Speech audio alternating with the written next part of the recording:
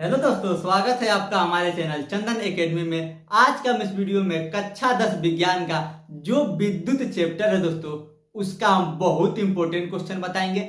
हम यह भी बताएंगे दोस्तों कि प्रश्न कैसे पूछेगा और उसका उत्तर कैसे लिखेंगे। अगर आप कक्षा 10 बोर्ड एग्जाम की तैयारी फ्री में करना चाहते हैं तो इस वीडियो के अंत में आपको व्हाट्सएप नंबर मिल जाएगा। उस व्हाट्सएप नंबर पर एसएमएस जरूर करें कक्षा 10 बोर्ड एग्जाम की तैयारी फ्री में करने के लिए। इस वीडियो में हम बताएंगे दोस्तों विद्युत प्रतिरोध के बारे में और विद्युत प्रतिरोध किन किन बातों पर निर्भर करता है। यह दोस्तों बोर्ड एग्जाम के लिए बहुत इंपॉर्टेंट क्वेश्चन है। यह क्वेश्चन दोस्तों बोर्ड एग्जाम में हर साल पूछा जाता है। बोर्ड एग्जाम में आपसे प्रश्न पूछा जाएगा कि विद्युत प्रतिरोध किसे कहते हैं या विद्युत प्रतिरोध से क्या तात्पर्य है। उसके बाद यह भी आपसे प्रश्न पूछा जा सकता है दोस्तों कि विद्युत प्रतिरोध किन किन बातों पर निर्भर करता है। इन सभी क्वेश्चन का आंसर बहुत ही आसान भाषा में एक एक टॉपिक को आपको समझा देंगे दोस्तों।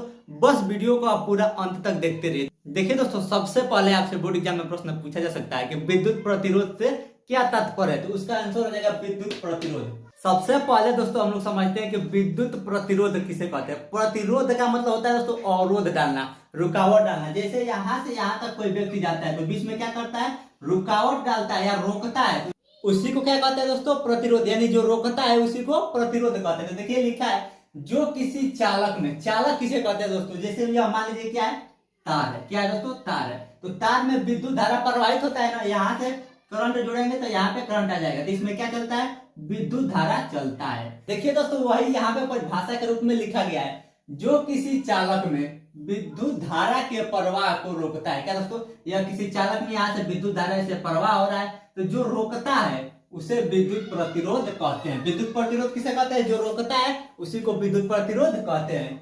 इसे आर से प्रदर्शित करते हैं। क्या दोस्तों, इसे किससे प्रदर्शित करते हैं, प्रतिरोध को आर से प्रदर्शित करते हैं।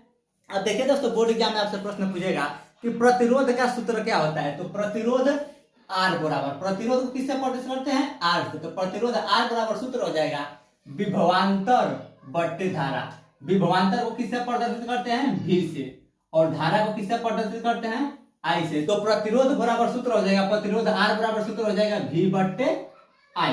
अब देखिए दोस्तों इसका मात्रक क्या होगा। बोर्ड एग्जाम में आपसे मात्रक भी पूछा जाएगा कि प्रतिरोध का मात्रक क्या होता है। तो मात्रक निकालने के लिए सिंपल यहाँ पे क्या करेंगे, देखिए विभवांतर का मात्रक क्या होता है दोस्तों, वोल्ट। तो यहाँ पे लिख देंगे वोल्ट, फिर बट्टे है तो बट्टे, और विद्युत धारा, विद्युत धारा का मात्रक क्या होता है दोस्तों, एम्पियर। विद्युत धारा का मात्रक क्या होता है, एम्पियर।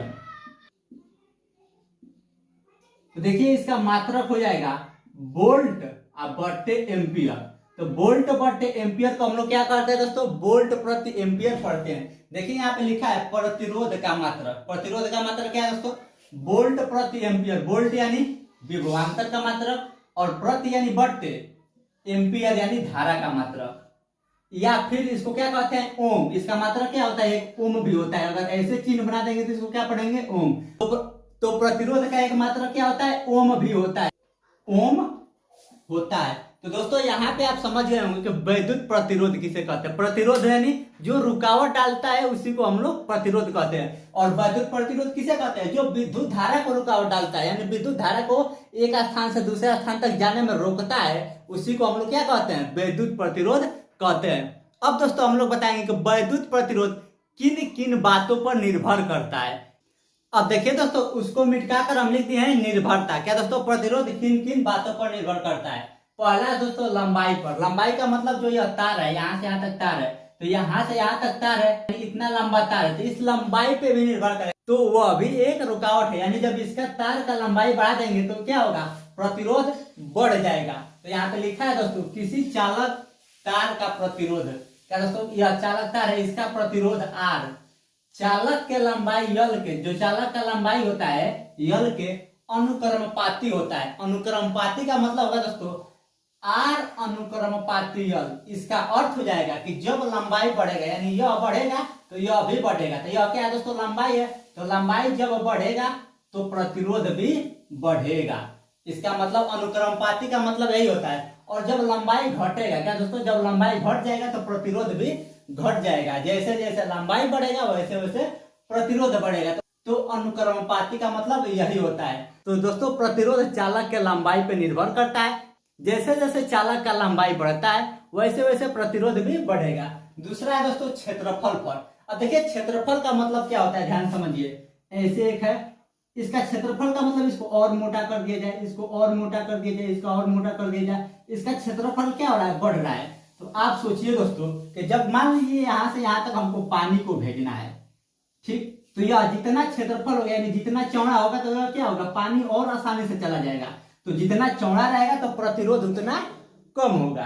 तो देखिए यहाँ पे लिखा है किसी चालक तार का प्रतिरोध, यह चालक तार है, इसका प्रतिरोध R, अनुप्रस्थ काट के क्षेत्रफल, अनुप्रस्थ काट के क्षेत्रफल जो यहाँ पे काटा गया इसका क्षेत्रफल के व्युत्क्रमानुपाती होता है। व्युत्क्रमानुपाती का मतलब होता है इसको ऐसे लिख कर और 1/a लिख देंगे क्षेत्रफल। तो यह क्या होगा दोस्तों, व्युत्क्रमानुपाती का मतलब होता है दोस्तों उल्टा होता है कि जब क्षेत्रफल बढ़ेगा तो प्रतिरोध घटेगा। यहाँ पे क्या था, जब लंबाई बढ़ता था तो प्रतिरोध भी बढ़ता था। तो यहाँ पे क्या था, अनुक्रमानुपाती था।